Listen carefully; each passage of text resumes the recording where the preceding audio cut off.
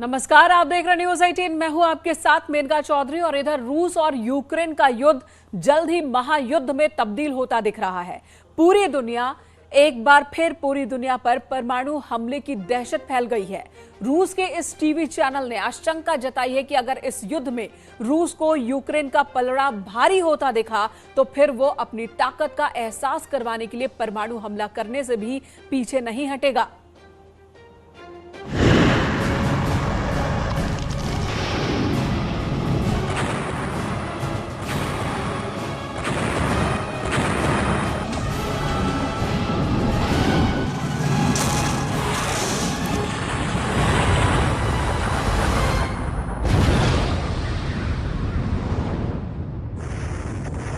रूस युद्ध को महायुद्ध में बदलने की तैयारी कर रहे हैं। अगर ऐसा हुआ तो रूस अपनी पूरी की पूरी सेना इस युद्ध में उतार देगा।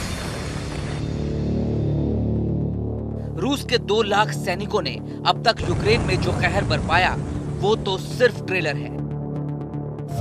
अगर पुतिन यूक्रेन पर अपनी पूरी ताकत के साथ हमला करने का मन बना लेते हैं तो फिर इस युद्ध में रूस के 30 लाख सैनिक शामिल हो जाएंगे। यूक्रेन युद्ध में रूस ने 2 लाख सैनिक उतारे, लेकिन रूस के पास सक्रिय सैनिकों की संख्या 10 लाख से ज्यादा है।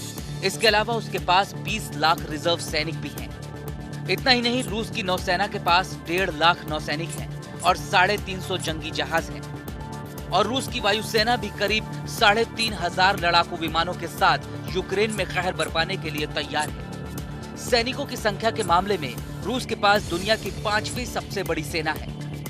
अमेरिका और चीन के बाद तीसरी सबसे बड़ी नौसेना है और अमेरिका के बाद दूसरी सबसे शक्तिशाली वायुसेना है।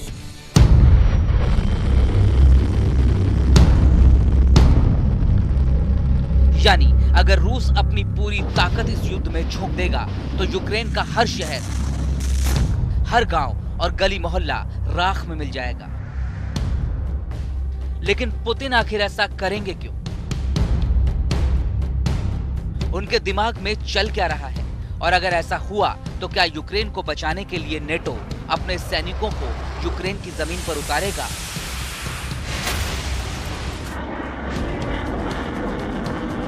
और क्या तब ये युद्ध विश्व युद्ध में बदल जाएगा?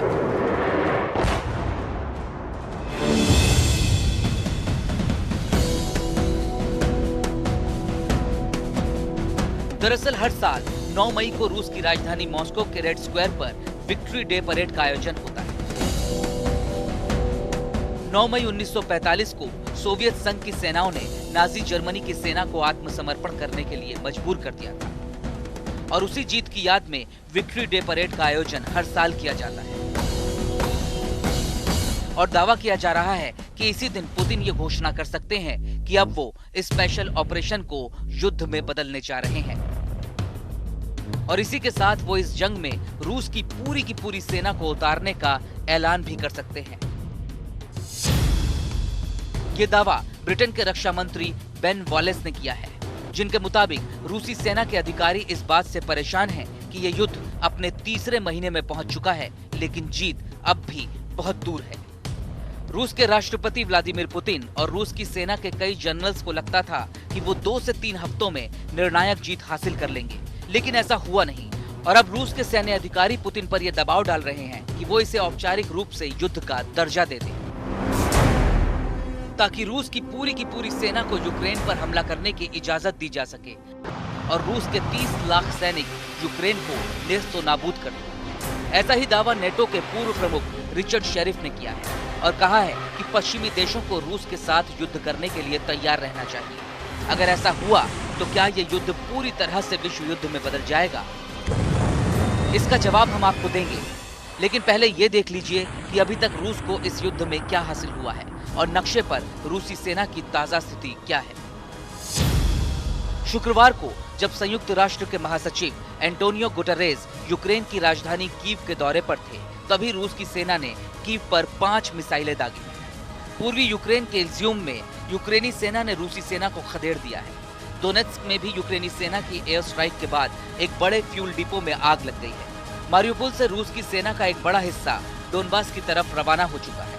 खेरसॉन में यूक्रेन की करेंसी को रूस के रूबल से बदलने का ऐलान किया जा चुका है। यानी यूक्रेन के कुछ हिस्सों में रूस को जीत मिली है, तो अभी भी बड़ा हिस्सा ऐसा है जिसे रूस की सेना को खाली करना पड़ा है। ब्रिटिश मीडिया में छपी खबरों के मुताबिक आधी अधूरी सफलता से रूस की सेना के बड़े अधिकारी नाराज हैं। खासकर जिस तरह से कीव से रूसी सेना को वापस लौटना पड़ा, उससे पूरी की पूरी सेना का मनोबल टूटा हुआ है। इसलिए अब पुतिन पर यह दबाव बनाया जा रहा है कि वो अपनी सेना को यूक्रेन पर पूरे दमखम के साथ कब्जे की इजाजत दे दे। हालांकि इससे पहले कुछ एक्सपर्ट्स ने दावा किया था कि पुतिन 9 मई को युद्ध विराम की घोषणा कर सकते हैं और डोनबास और डोनेट्स्क जैसे इलाकों पर कब्जा करने के बाद यूक्रेन को 2 हिस्सों में तोड़कर अपनी जीत का ऐलान कर सकते हैं। लेकिन फिलहाल पिछले कुछ दिनों से जिस तरह से रूसी हमलों ने रफ्तार पकड़ी है, उससे ऐसा होने की उम्मीद बहुत कम लगती है। नेटो के पूर्व प्रमुख रिचर्ड शेरिफ ने बीबीसी रेडियो को दिए एक इंटरव्यू में कहा है कि सबसे खतरनाक स्थिति ये होगी कि पश्चिम को यूक्रेन के साथ युद्ध में उलझना पड़े, और अगर पश्चिम इसकी तैयारी करता है तो इससे रूस को रोका जा सकता है, क्योंकि पुतिन को नेटो की शक्ति समझ में आती है। इस बीच ब्रिटेन की विदेश मंत्री लिज ट्रुस ने कहा है कि ये युद्ध अगले 5 से 10 वर्षों तक चल सकता है। इन सारे बयानों को सुनकर तो ऐसा ही लगता है कि आने वाले 9 से 10 दिन यूरोप समेत पूरी दुनिया पर भारी पड़ सकते हैं। अगर पूरी ताकत झोंकने के बाद भी पुतिन को रूस में सफलता नहीं मिली, तो फिर वो परमाणु बटन भी दबा सकते हैं।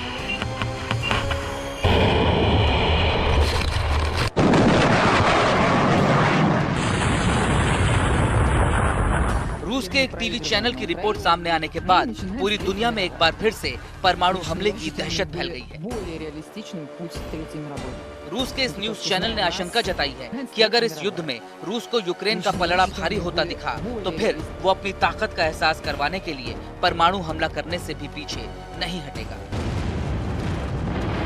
ये कयास रूस के टीवी चैनल ने लगाए।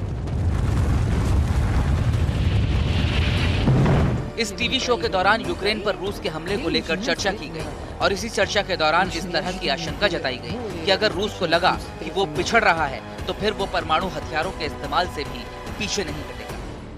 Или мы проигрываем на Украине, или начинается Третья мировая. Лично я считаю более реалистичным путь третьей. लेकिन परमाणु हमले की चेतावनी सिर्फ रूस की तरफ से नहीं आई है, बल्कि रूस के एक पड़ोसी देश में बैठे तानाशाह ने भी ऐलान कर दिया है कि वो खतरा महसूस होने की स्थिति में पश्चिम के देशों पर परमाणु हमला कर सकता है।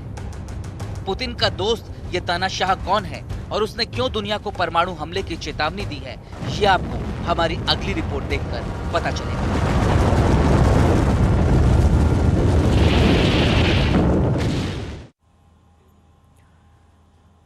यूक्रेन पर रूस का अटैक जारी है, और इसी बीच यूरोप के 2 और देश हैं, स्वीडन और फिनलैंड, ये भी खौफ के साए में है, क्योंकि इन्हें भी डर सता रहा है कि कहीं रूस इन पर भी हमला ना बोल दे।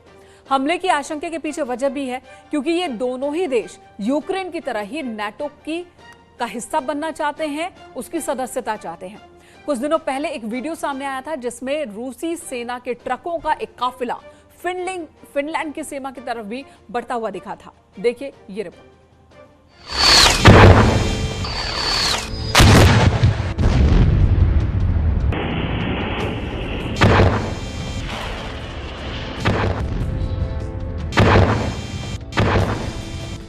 एक तरफ रूस यूक्रेन के खिलाफ जंग छेड़े हुए है, तो दूसरे मोर्चे पर उसके निशाने पर स्वीडन और फिनलैंड भी है। आरोप है कि एक बार फिर से स्वीडन की सीमा में रूसी प्लेन घुस गया।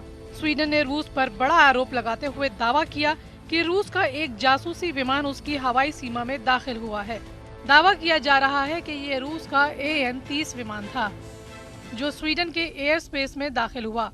स्वीडन के रक्षा मंत्रालय का दावा है कि रूसी विमान बाल्टिक सागर से होता हुआ आया और फिर हवाई सीमा का उल्लंघन करते हुए उसकी सीमा में दाखिल हुआ। दरअसल स्वीडन और फिनलैंड नेटो में शामिल होने की तैयारी कर रहे हैं, इसलिए दोनों देशों के साथ रूस की तनातनी बढ़ी हुई है। रूस इन दोनों देशों को चेतावनी दे चुका है कि उनको गंभीर परिणाम भुगतने पड़ेंगे। ऐसे में कई सवाल उठ रहे हैं। क्या यूक्रेन जैसा हाल स्वीडन का होने वाला है?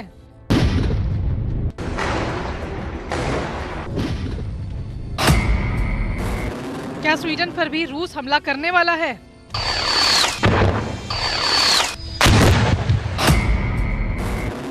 क्या रूस के टारगेट पर स्वीडन और फिनलैंड हैं? दरअसल यूरोप के दो देश स्वीडन और फिनलैंड इस समय खौफ में हैं, क्योंकि उनको डर सता रहा है कि कहीं रूस उन पर हमला न बोल दे। हमले की आशंका के पीछे वजह क्योंकि ये दोनों देश यूक्रेन की तरह नेटो की सदस्यता लेने की तैयारी में हैं। स्वीडन हवाई क्षेत्र में रूसी विमानों की घुसने की ये पहली घटना नहीं है। इससे पहले भी मार्च महीने की शुरुआत में ऐसी घटना हुई थी। आरोप है कि 4 रूसी फाइटर प्लेन ने बाल्टिक सागर के ऊपर स्वीडन एयरस्पेस का उल्लंघन किया था। दावा ये भी है कि उन 4 फाइटर प्लेन में से 2 तो परमाणु बम से लैस थे। 2 मार्च को वहां उड़ाए गए 4 विमानों में से 2 सुखोई 24 अटैक एयरक्राफ्ट थे और बाकी 2 सुखोई 27 फाइटर जेट थे, जो कि अटैक हवाई जहाजों को एस्कॉर्ट कर रहे थे। स्वीडन के मीडिया का दावा था कि 2 सुखोई 24 अटैक एयरक्राफ्ट थे, उन दोनों में परमाणु हथियार थे। कुछ दिनों पहले एक वीडियो भी आया था जिसमें रूसी सेना के ट्रकों का एक काफिला फिनलैंड सीमा की तरफ बढ़ता दिख रहा था। सड़क पर एक के पीछे एक कई ट्रक लाइन से जाते नजर आए थे। जंग की ये नौबत इसलिए आई क्योंकि रूस फिनलैंड और स्वीडन को लगातार चेतावनी दे रहा था कि अगर उन्होंने नेटो की सदस्यता ली तो अंजाम खतरनाक होंगे। लेकिन दोनों ही देशों ने रूस की इस चेतावनी को अनदेखा कर दिया। ऊपर से फिनलैंड ने ऐलान कर दिया कि वो नेटो की सदस्यता हर हाल में लेगा और इसी महीने के आखिरी हफ्ते में इसके लिए आवेदन भी करेगा। यही वजह है कि पुतिन तिलमिलाए हुए हैं। असल में फिनलैंड रूस की पश्चिमी सीमा पर है और इस वजह से दोनों देशों के बीच करीब 1300 किलोमीटर का लंबा बॉर्डर है। लेकिन अगर फिनलैंड नेटो का सदस्य बना तो नेटो की फौज बिल्कुल रूस की सीमा पर तैनात हो जाएगी। जबकि स्वीडन से रूस का जमीनी बॉर्डर तो नहीं लगता, लेकिन समुद्री सीमा जरूर जुड़ती है। स्वीडन और फिनलैंड दोनों पड़ोसी देश हैं, जो रूस के पश्चिमी छोर पर हैं। दोनों ही देशों का कुछ महीने से नेटो की तरफ झुकाव देखा गया है। ऊपर से 24 फरवरी को यूक्रेन में रूस की फौज के घुसने के बाद दोनों देशों में इस बात पर सर्वे कराया गया कि वहां की जनता नेटो के साथ जाने के पक्ष में है या नहीं। दावा ये किया गया कि दोनों देशों की जनता ने रूस का विरोध किया और नेटो की सदस्यता हासिल करने का समर्थन किया। वहीं नाटो ने फिनलैंड की मदद से रूस की घेराबंदी शुरू कर दी है। नाटो के 3 युद्धपोत फिनलैंड पहुंच गए हैं और वहां 2 दिन के युद्धाभ्यास में शामिल हुए। वहीं फिनलैंड ने तकरीबन 2000 सर्वेलेंस ड्रोन खरीदने का फैसला लिया। ये इसलिए भी क्योंकि इसी ड्रोन की मदद से रूस के साथ जब जंग हो तो पुतिन की सेना को सबक सिखाया जाए, यानी हमेशा तटस्थ रहने के स्टैंड के खिलाफ फिनलैंड और स्वीडन ने रूस से दुश्मनी करने की ठान ली है। ये भी तय है अगर जंग छिड़ी तो सीधा टकराव नेटो और रूस के बीच होगा, जो विश्व युद्ध से कम नहीं होगा। इसलिए फिनलैंड में लंबे वक्त से जंग की तैयारियां भी चल रही हैं। दावा ये है कि फिनलैंड पिछले कुछ महीनों में बंकर बनाने के काम पर तेजी से लगा हुआ है। वहां पर करीब 50,000 बंकर बनाए जा चुके हैं। कोशिश ये है कि अगर जंग की नौबत आई तो फिनलैंड के आम लोगों की जान बचाई जा सके। मतलब ये है कि फिनलैंड के 50,000 बंकरों में 50 लाख लोगों को ठहराया जा सकता है, जो फिनलैंड जैसे देश के हिसाब से काफी बड़ी संख्या है। फिनलैंड की कुल जनसंख्या ही करीब 55 लाख के करीब है और उसकी इस तैयारी का मतलब ये है कि वो रूस से टकराने के लिए पूरी तरह तैयारी कर रहा है। यानी पुतिन के क्रोध से बचने के लिए फिनलैंड पहले से ही तैयारियों में जुटा हुआ है। लेकिन सवाल यही है कि अगर पुतिन की सेना ने यूक्रेन जैसा ही हमला फिनलैंड पर किया तो वैश्विक मोर्चे पर अंजाम बेहद खतरनाक साबित हो सकते हैं। कुल मिलाकर जिस तरह से रूसी प्लेन स्वीडन की सीमा में दाखिल हुआ वो कुछ और ही संकेत दे रहा है।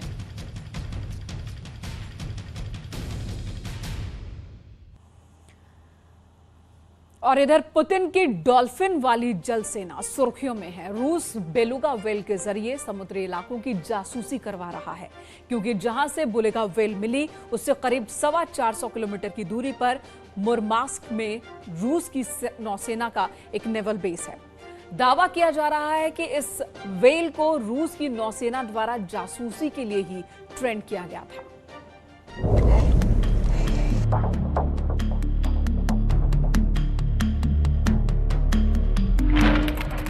तारीख 29 अप्रैल 2019, जगह नॉर्वे का समुद्री किनारा। ठीक 3 साल पहले नॉर्वे के कोस्ट गार्ड्स को आर्कटिक कोस्ट के पास एक बेलुगा व्हेल नजर आती है। देखने में सुंदर और मासूम ये व्हेल पिछले कई दिनों से खाने की तलाश में इस किनारे के आसपास आ रही थी।